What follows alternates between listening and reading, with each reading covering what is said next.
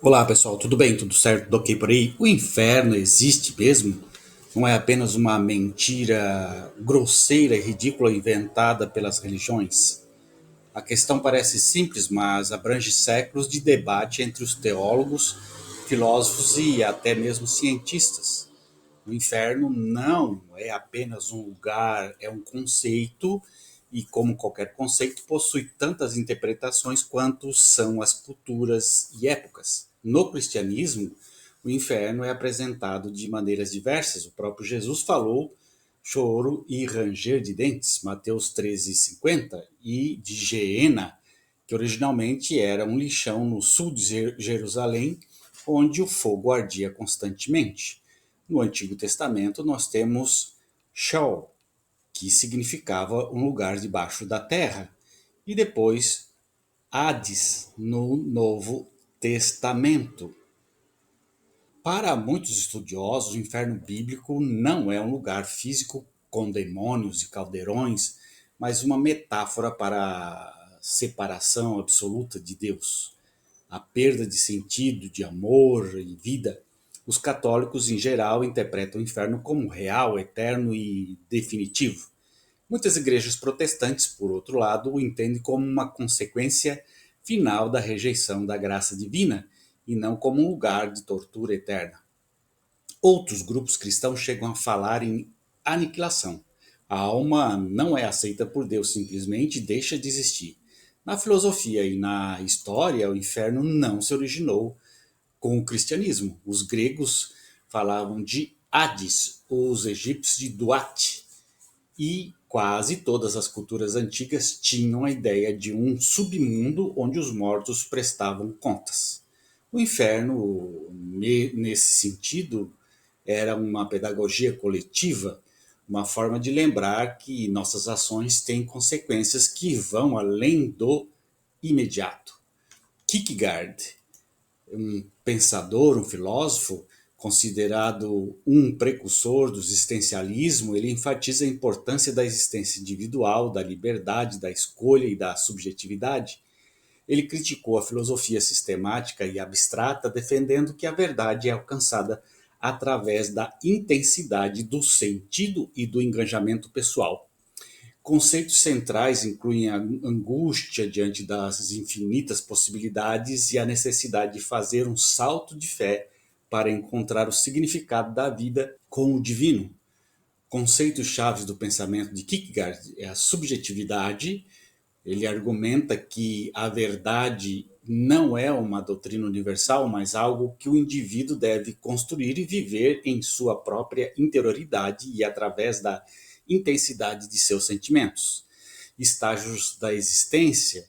Para ele, o indivíduo pode viver em diferentes estágios que não são cronológicos, mas sim escolhas que se excluem mutuamente. Focado na busca pelo prazer imediato e na evitação do tédio, o que a longo prazo leva ao desespero. O estágio ético é caracterizado pela responsabilidade, pelo dever e por compromissos, por exemplo, o casamento. Estágio religioso mais elevado, marcado pela fé e por uma relação pessoal e direta com o divino, mesmo em fase de incerteza. A liberdade e a angústia é a capacidade de escolher o que atrai e, ao mesmo tempo, causa medo, pois o indivíduo se depara com um mar de possibilidades, das mais terríveis e as mais maravilhosas. O salto da existência, a transição entre os estágios da existência, exige uma decisão livre e um salto para o desconhecido. No caso do salto para o religioso, isso significa dar o salto da fé para o infinito. Kierkegaard ressalta a importância de ser autêntico e de se encontrar no espelho em vez de desempenhar um papel nas relações sociais. Ele foi um dos precursores do existencialismo, sua ênfase na liberdade, na escolha, na angústia e na responsabilidade individual influenciou profundamente filósofos como Jean-Paul Sartre e Martin Heidegger. Filosofia como modo de vida, ele defendia que a filosofia não é apenas um conhecimento teórico, mas uma prática existencial que transforma a vida do indivíduo. O Kierkegaard entendia como o desespero de estar separado de si mesmo. Isso era o inferno. Sartre definiu o inferno com a sua famosa frase: o inferno são os outros, referindo-se ao tormento causado por relacionamentos humanos mal administrados. Na ciência e na psicologia, do ponto de vista científico, não há evidências empíricas de um inferno físico. No entanto, a psicologia fala de infernos internos, depressões profundas, vícios e culpa não resolvida. Nesse sentido, o inferno pode ser real sem fogo ocorrentes. É um estado de alienação onde a vida perde o seu brilho e a pessoa vive em tormento interior. Em um nível humano, o que chamamos de inferno pode ser tanto uma metáfora quanto um aviso. Se ele existe após a morte, ninguém pode afirmar com certeza. Mas se estivermos falando do aqui e agora, basta observarmos guerras, genocídios, fome, violência, para sabermos que o inferno existe desta forma e nós mesmos o criamos. Portanto, reduzi-lo a uma mentira descarada é tão superficial quanto jurar que está cheio de demônios com tridentes. O inferno não é uma caricatura ou uma invenção barata, é um conceito complexo que reflete o medo, a moralidade e a espiritualidade humana. Pode não existir como um lugar físico no universo, mas existe na consciência, na culpa, na injustiça e em toda a experiência onde o amor e a dignidade desaparecem. No fim das contas, talvez o verdadeiro inferno não esteja no subsolo ou em alguma dimensão desconhecida, mas sim na possibilidade de viver uma vida vazia, sem propósito, sem compaixão e sem consciência. E isso, ao contrário do que dizem os mitos, está bem próximo da gente. O inferno não existe da forma que as religiões impõem às pessoas. Não existe um inferno metafísico.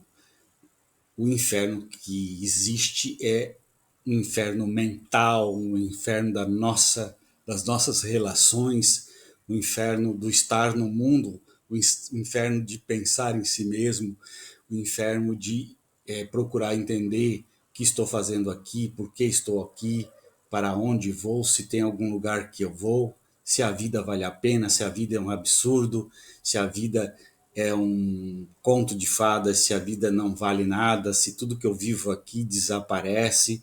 Então, o inferno é eu ter uma vida desgraçada e não um lugar onde Deus deposita aqueles que não seguem para a eternidade. Isso é uma invenção da religião, claro, para pôr medo nas pessoas e assim fazer com que elas vivam dentro das igrejas com medo da morte, com medo de não ir para o céu, e com isso as pessoas vivem dentro da igreja, no cabresto religioso, sendo vítimas desta instituição que traz desgraça, pois você nunca está preparado, você nunca está pronto, você nunca é nota 10 na sua vida. Portanto, esta forma psicológica de tratar o ser humano, de dizer a ele, olha, você nunca está totalmente salvo, então você não presta. E se você precisar ir para algum lugar, como para o céu ou para o inferno, você precisa de nós, da religião, e nós vamos te salvar. E aí as pessoas são enganadas e vivem esse tipo de crença para poder se livrar do inferno. Mentira, as pessoas não vivem nada disso, não vivem nem 10% do que o Evangelho fala, do que a Bíblia fala. Tantos religiosos, tantos os fiéis, tudo faz de conta que eu sou religioso, faz de conta que eu vivo o Evangelho e vamos ver no que dá. É isso que as pessoas fazem, mas na verdade é uma hipocrisia absurda. Um grande abraço. Tchau, tchau.